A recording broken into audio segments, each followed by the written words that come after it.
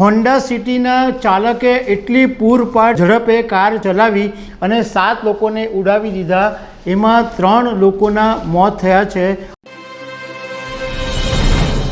નમસ્કાર દર્શક મિત્રો, અમદાવાદના ઇસ્કોન બ્રિજ ઉપર જે તથ્ય પટેલે ઘણા બધા લોકોને ઉડાવી દીધેલા અને એમાં ઘણા બધા લોકોના મોત થયા હતા, એવી જ ઘટના સુરતમાં શુક્રવારે રાત્રે બની છે.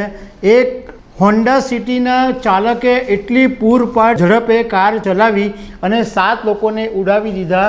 એમાં 3 લોકોના મોત થયા છે અને 2 હજુ ગંભીર છે અને એમાં એક સગર્ભા મહિલા છે. તો આ જે ઘટના બની છે એના વિશે હું તમારી સાથે વાત કરીશ. મારું નામ રાજેશ શાહ છે અને તમે જોઈ રહ્યા છો ખબર છે.com. દર્શક મિત્રો, મોટા વરાછા વિસ્તારમાં વેલંજા પાસે એક રિંગ રોડ આવેલો છે. હવે આ વિસ્તારની અંદર મોટે ભાગે એવું હોય કે લોકો રાતના સમયે ત્યાં જે બ્રિજ છે એના કોર્નર ઉપર શાંતિથી બેસતા હોય. આમ પણ અત્યારે ગરમીનો સમય હોય એટલે ઘણા બધા લોકો પવન ખાવા માટે પણ બેસે. પણ વરાછાની અંદર આ એક સિસ્ટમ છે કે રાતના ઘણા બધા લોકો આવી રીતના બ્રિજ પાસે બેઠા હોય છે. તો શુક્રવારે રાત્રે લગભગ 11:30 વાગ્યાની આજુબાજુ એક હોન્ડા સિટીનો કાર ચાલક પૂરપાટ ઝડપે આવ્યો અને ત્યાં ઘડી જે રિંગ રોડ બ્રિજ પાસે જે લોકો બેઠા હતા એમાંથી 7 લોકોને ઉડાવી દીધા અને એમાંથી 3 લોકોના ઘટના સ્થળે જ મોત થયા. એમાં એક 6 વર્ષનો છોકરો છે, એના પિતા છે અને એ છોકરાના માસાજી છે.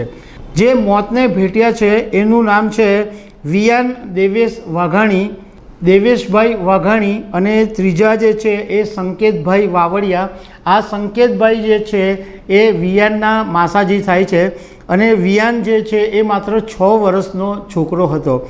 ઉત્તરાયણ પોલીસ સ્ટેશનના પીઆઈ એડી મહંતે મીડિયા સાથેની વાતની અંદર એવું કીધું કે જિગ્નેશ ગોહિલ નામનો એક આરોપી જે છે એ અમરોલીના સ્ટાર ગેલેક્સીની અંદર રહે છે. એ અમદાવાદમાં એના કોઈ સંબંધીને મળવા માટે ગયો હતો. એની પૂછપરછમાં એણે એવું કીધું કે એના અમદાવાદમાં કોઈ સંબંધી કેન્સરથી પીડિત હતા અને એ અમદાવાદમાં એમને મળીને જ્યારે પાછો આવી રહ્યો હતો ત્યારે કાર ચલાવતા ચલાવતા એને ઝોકું આવી ગયું અને કારનો જે સ્ટિયરિંગ પરનો જે કાબુ છે એ જિગ્નેશે ગુમાવી દીધો. એને કારણે અકસ્માત થયો એવું એણે પોલીસની તપાસમાં કીધું છે. પોલીસે જિગ્નેશ ગોહિલની ધરપકડ કરી દીધી છે અને એની તપાસ પણ કરવામાં આવી કે એ નશામાં હતો કે નહીં. જોકે પ્રાથમિક તપાસની અંદર એવું જાણવા મળ્યું છે કે જિગ્નેશ ગોહિલે નશો તો નહોતો કર્યો. એની પત્નીએ પણ એવું કીધું કે મારા પતિ દરજી કામ કરે છે, તેઓ ક્યારેય દારૂ પીતા નથી, એવું જિગ્નેશ ગોહિલની પત્નીએ પોલીસની સાથેની વાતમાં કીધું.